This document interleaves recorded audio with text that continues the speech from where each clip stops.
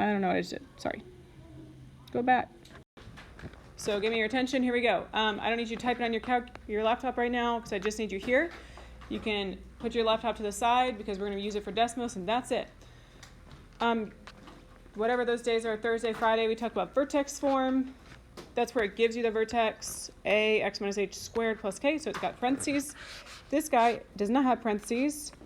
Here's standard form, ax squared plus bx plus c, or you could have an f of x in front, but we'll use y. Okay, if you remember from, we've been talking about transformation, reflection happens if there's a negative out in front. So if you have a negative, it will make it open down. So that means that if it's positive, it opens which way? Yeah, we talked about that last week. And if it's negative, the A, negative, it opens down. So you're still looking at the A value out in front here. That still tells you if it reflects or not, if it stretches or shrinks, that's all the same, okay? It's the same A. Something cool is the y-intercept is the C. So I don't think that we have an example like that today, but highlight it or something so you see it comes from that value that's right there. You can always zoom out on the graph and actually see your y-intercept. It's where it crosses the y-axis. So you would write that as 0, comma C is how I prefer you to write it, as a point. Okay. And then lastly, the axis of symmetry. You've been talking about the axis of symmetry with a vertex already. It's the x value of the vertex, but today you actually have to solve for it. So it is from this equation, negative b over 2a. And that's actually not negative b, it's opposite of b. So whatever your b value is, you change the sign. So I didn't ask you to type anything on Desmos yet, so you're not messing with your laptop. Stop it. You just have it open to Desmos. Okay. Real quick. So if you look at these graphs, this one would open which way? Up. So just a quick sketch. I believe it's centered somewhere around here. Like the vertex is in that third quadrant. This guy opens down. And its vertex is in the first quadrant. But just so you know, a quick sketch, right? A value here is positive, so it opens up. A value here is negative, it opens down. Okay. Let's move on to finding the vertex. This is the work that's different from last week. To find the vertex, you have to show the work for this. You can't just go to Desmos and have it do it for you. What's cool about what we did last week is you get the vertex right from the equation. It's super easy. This is not so easy. So you have to actually solve for it, and you have some lines, yes, I know, that I don't have. So first thing, figure out ABC. Use that formula, opposite of B over 2A, to determine the x value of the vertex, and then substitute it back in to find the y value. Okay. So you'll do it kind of to the right side, and I'll do the same thing, and I'll write the blanks in a second. Oh, sorry. Okay. All right, so negative b over 2a is the axis of symmetry. So let's first make sure we know what a, b, and c are. A on this one is negative 2. B is 4, and c is negative 5. So these are the values we really care about. That's a negative 5. So when we go to use negative b over 2a, I change the sign of b, so I make it negative 4 over 2 times a, which is negative 2. What's 2 times negative 2? Negative 4. And negative 4 divided by negative 4 gets me 1. Okay, that's your axis of symmetry. So I know that you've got a couple things. Let's see. You have min, max,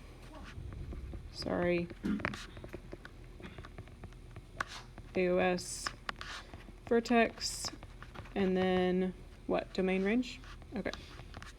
We'll fill those in a second. So you know the axis symmetry right now. It's x equals 1. Now you take your axis symmetry and you plug it back into your equation. Here's my equation. Where do you think 1's going to go? In which spot? X, because it's x equals. So in where you have, I highlighted it, x. So to get y, I do y equals, we substitute it back in, which is the same thing you do if you want to make your table by hand. So that squared plus 4 times that minus 5. You should use parentheses when you do this.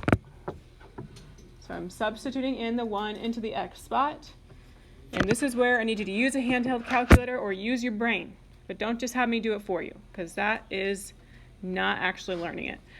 So you can use order of operations, PEMDAS, and remember parentheses, exponents, multiplication, division, addition, subtraction. So you would have to do this exponent first, 1 squared, then multiply, and then add or subtract. Or you can take this entire thing and type it in your calculator.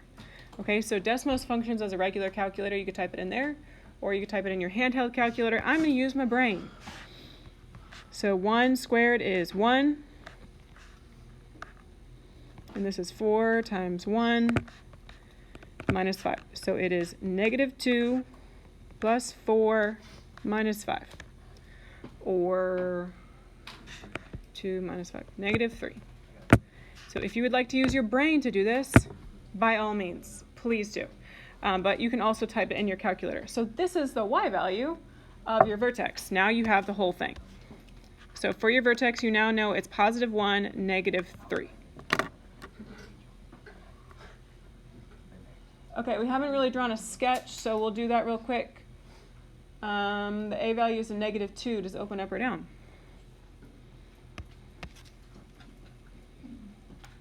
Down. It was reflected. Yes, it opens down. I'm running out of room, so I'll do it down here. It opens down, and the vertex is at the top. Okay, so since the vertex is at the top, is it a max or a min? Think about that. It's at the top. It's a max. So it's a maximum, and you're giving me the y value. The y value is like the highest it goes. I know this is kind of weird because it's a negative, but the highest this graph is going to go is negative 3. So you say there's a max at negative 3, where x is 1. Okay, the range, or sorry, domain is the boring one. Remember, all real numbers. And then range, you go lowest to highest. So this range is going from negative infinity up to negative 3. If you are a freshman or sophomore, I would prefer you to get used to saying it as y values less than or equal to negative 3. But you can also say it as juniors, negative infinity to negative 3. You decide. We'll just jot them down. Oh, dang it.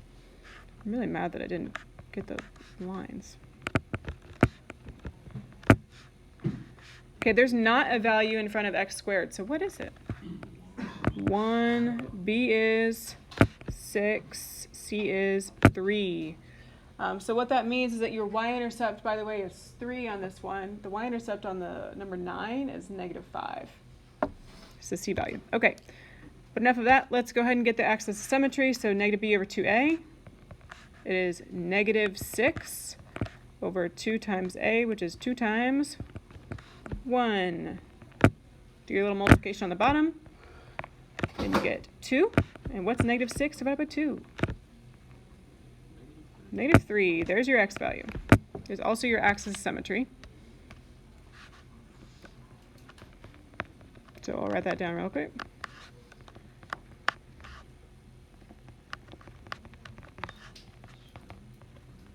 So you have your axis of symmetry, x equals negative 3.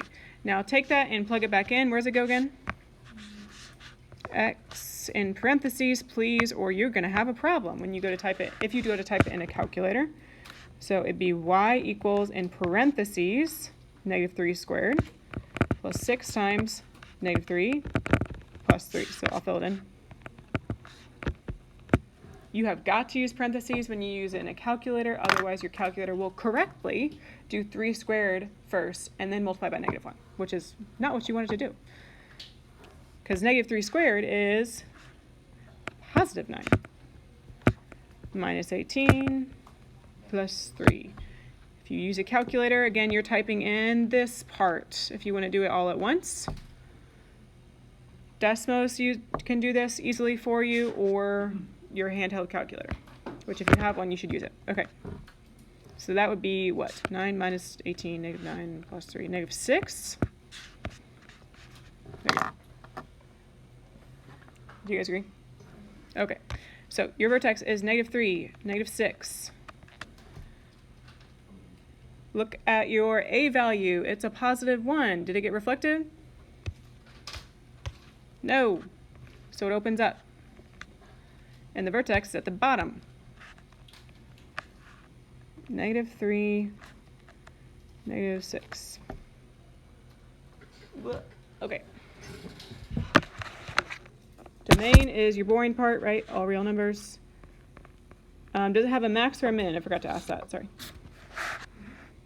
Minimum, because at the bottom, the vertex is. It's a minimum at the y value of, what's the lowest it goes? -6, you're getting it. Okay. And the range? Lowest to highest. Range, I care about the y value, so -6 to infinity. Or you can say y value is greater than or equal to -6. Or this is your interval notation, -6 to infinity. You decide which way you want to write it. You got to decide whether the parabola opens up or down so that you know you're kind of on the right track. Determine the vertex. You have to show the work for that. And then you'll plug in 2 values and reflect over. Decimals can make the table for you. Just a reminder, we're still doing that today. Okay, so real quick. What's A? What's B? What's C? What is A? 3. What's B? -6, and C is 1. Okay. Remember the axis of symmetry. To find that, the equation for that is opposite of B over 2A. So it's written as -B over 2A, but it's really the opposite of B.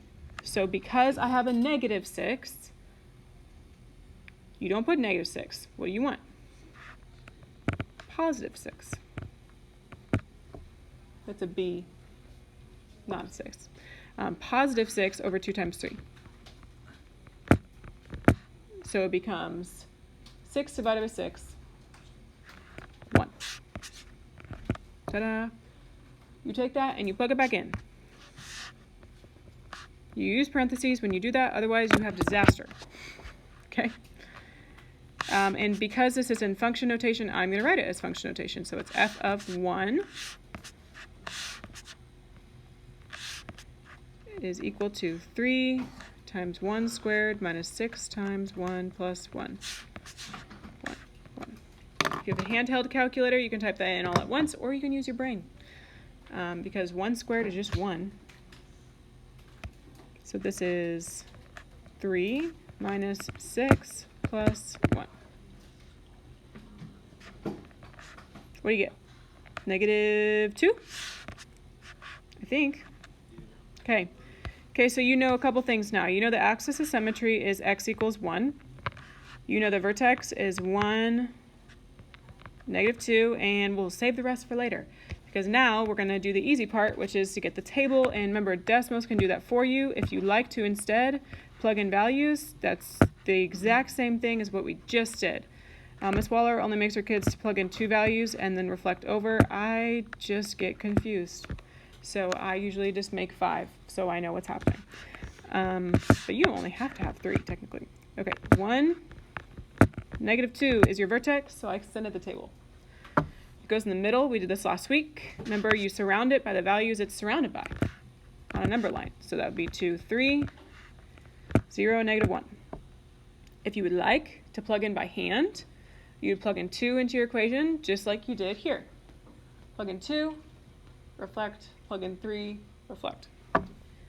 Or you can go to Desmos. And when you're going into Desmos, you do have to type in this equation with the x's. So I know before, if you had been using Desmos as your calculator, you probably have something like this. It's not going to graph anything if you do that. You have to have x's.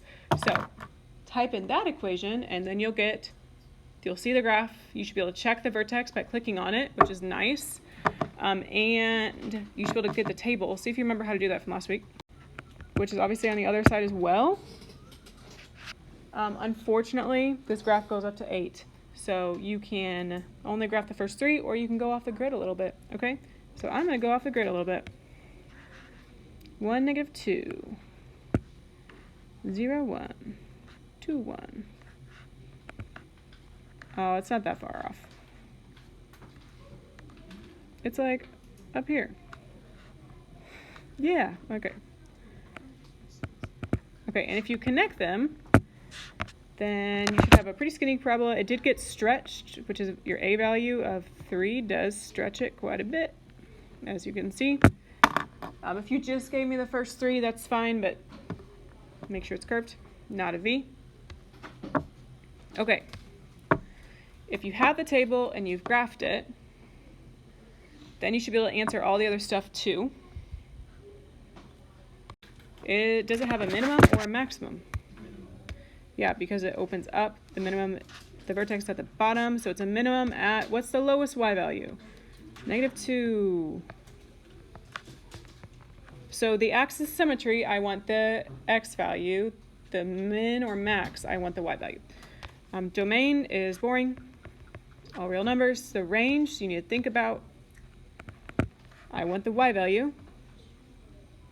-2 and up, so either as y values greater than or equal to -2, or you can write it as -2 to infinity with a bracket, because it does have a closed dot. I know you all really love increasing and decreasing. Okay, remember the increasing and decreasing is based off of the axis of symmetry that goes right down the middle. That's x equals 1, okay? Is where it gets split. And so let's see, if you ride a roller coaster, it goes down then up. So which side is it increasing on? The right, and that's where x values are greater than 1. The left, here's 1, so it's x values less than 1. Or you can use interval notation, but I usually don't because I get confused. If you would like full credit, pay attention, if you would like full credit on a test, you have got to show me this work right here. This is required. Desmos can show you the vertex, which is a beautiful thing, and so yes, you should know if you're right, because you can literally click on it. But you have got to show me that work. Here's why. It's because whatever class you continue on to, whether it's college algebra or pre-calc, we do expect this of you. And so you can always use a graphing calculator to get your table. That's not hard. But you do have to know how to find the vertex to start from, okay? All right.